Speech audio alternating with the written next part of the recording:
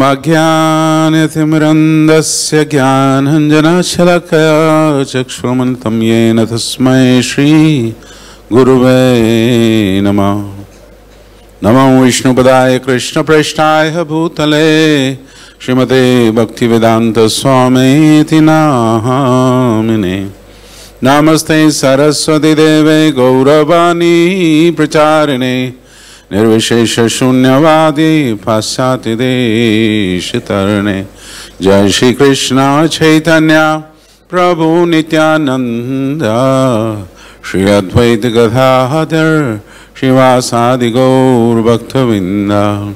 Hare Krishna, Krishna Krishna, Hare Hare, Hare Rama, Rama Rama, Hare Hare. I'd like to thank all Srila Prabhupada disciples who have come for this celebration. And we are indebted to the devotees who have put in the best during the time of Srila Prabhupada. And the legacy which they have handed over to us, I'm sure you're satisfied with the management or the activities going on here. It's all happened because of the cooperation of each and every devotee. There is not one single devotee who can say that I have done this. It's the collective effort of all the 200, 150 devotees of Hare Krishna land here.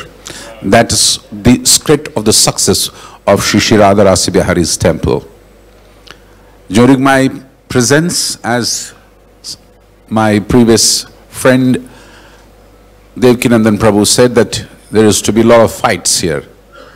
I used to come during the day when I joined the Bollywood after graduating as a filmmaker. So I happened to come here. I'm not a bass boy.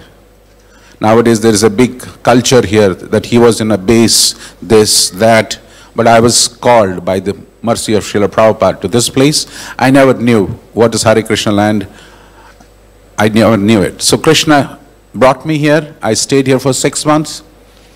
I dwelled with the senior devotees like Giriraj Swami, Chitrakar Prabhu, Sridhar Swami, Poon Brahma Prabhu, and many more senior devotees, Mahabodhi Prabhu.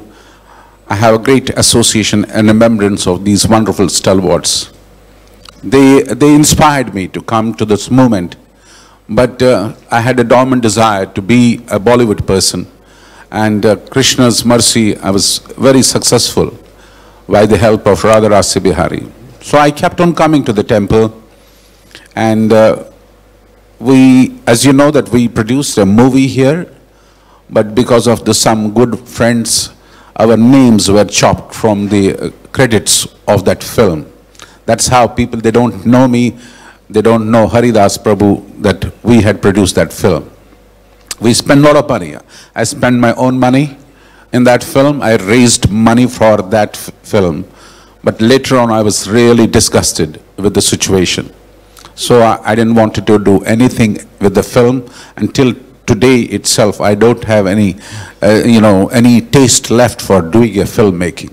But I was a first-class filmmaker myself. I was a professional film editor, and I had my own company. I have edited very big Bollywood films like Yarana, Amitabh Bachchan's, Mithun Chakravarti. They have been my all good friends. But that didn't allure me anymore, because the devotees here were so nice, so sweet, that I used to spend in the evening Sandhyarati, Mangalarati and Guru Puja with all these devotees. So Krishna was very kind. In that period when we completely finished with the Haridas Thakur film, I was little taken back. One day morning I saw Ruchi Sevana Prabhu completely punching Haridas Prabhu.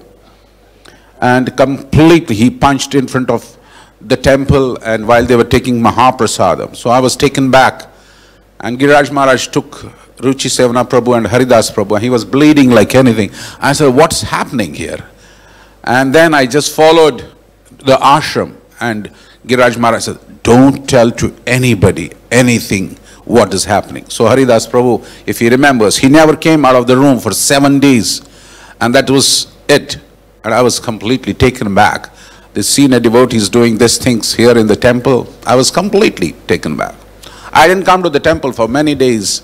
Then everybody inquired, what happened to you? You never came. So it went like this, and Gopal Krishna Maharaj handed over me the restaurant for managing it. Prasanatma Prabhu was there, and then he said that you do it. With so many devotees, we managed the restaurant. There was, at the time, only the devotees were managing. They were laying, they were serving, they were cooking, they were cleaning the pots.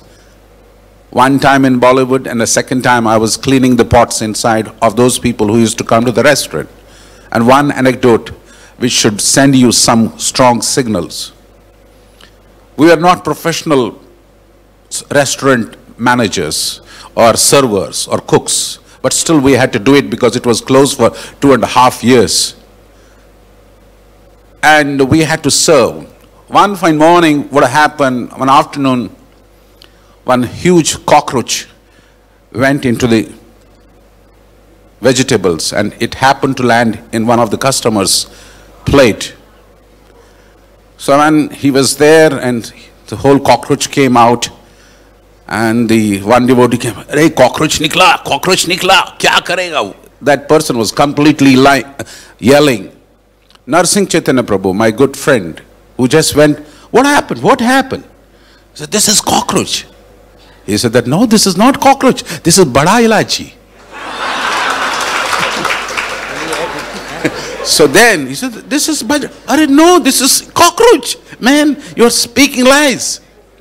He said, no, you have to, see, I will take it. He took it in his mouth and chewed the cockroach.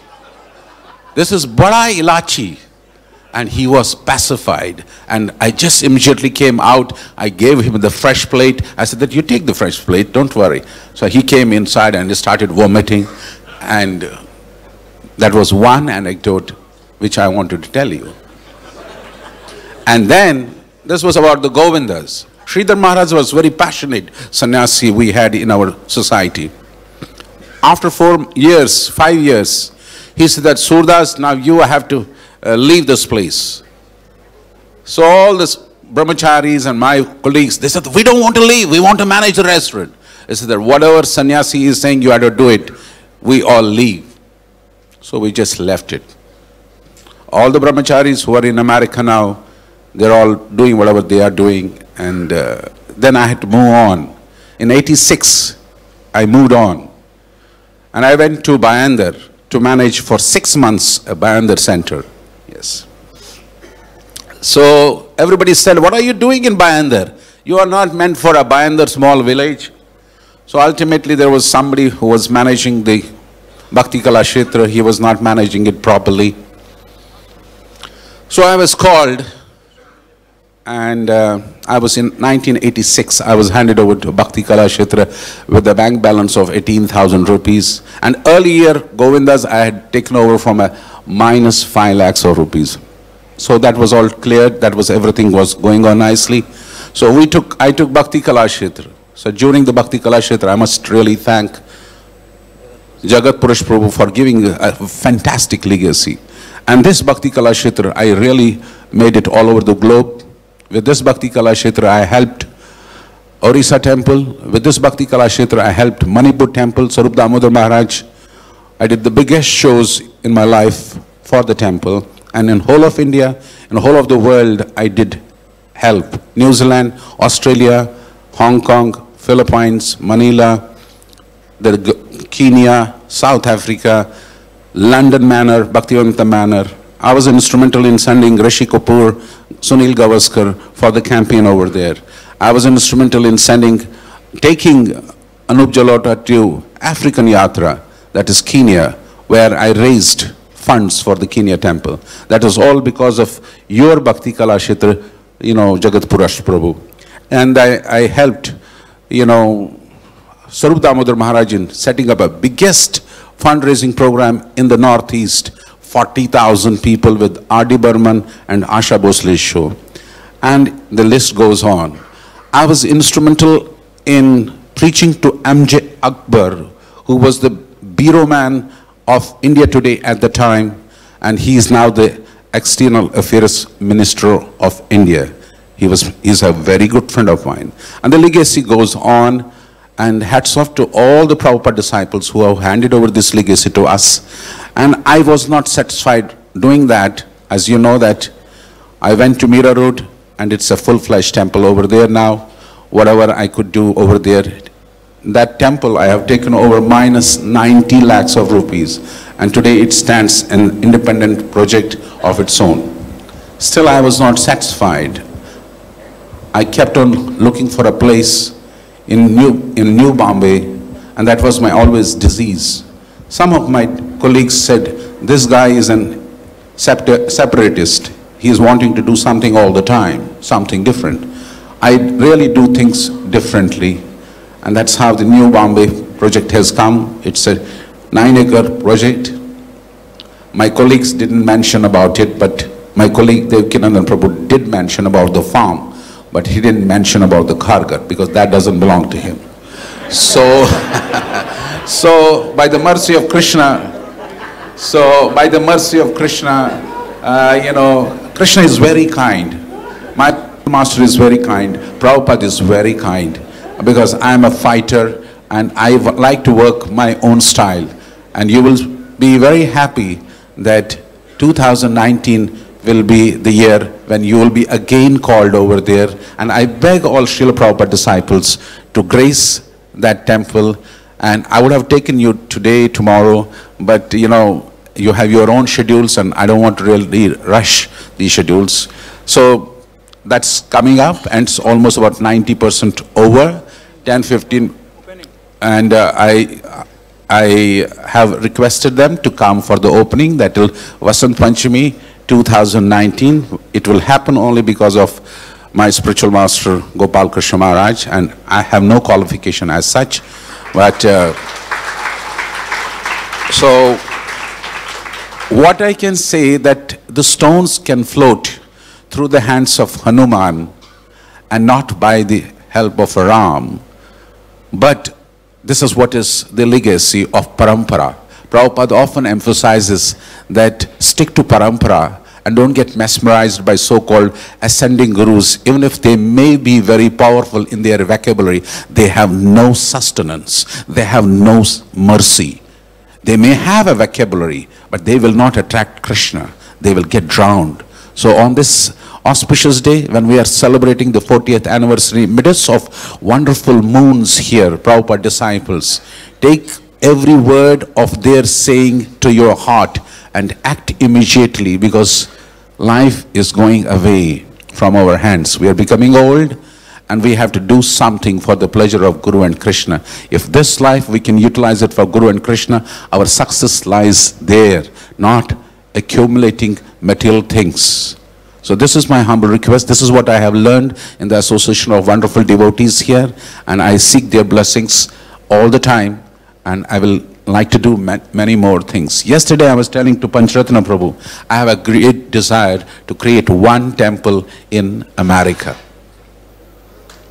So after this, I have a great desire to do one temple in America. I seek your blessings and more blessings to do that. That's my gut desire. With this, I culminate and hand over the baton to Braja Hari Prabhu.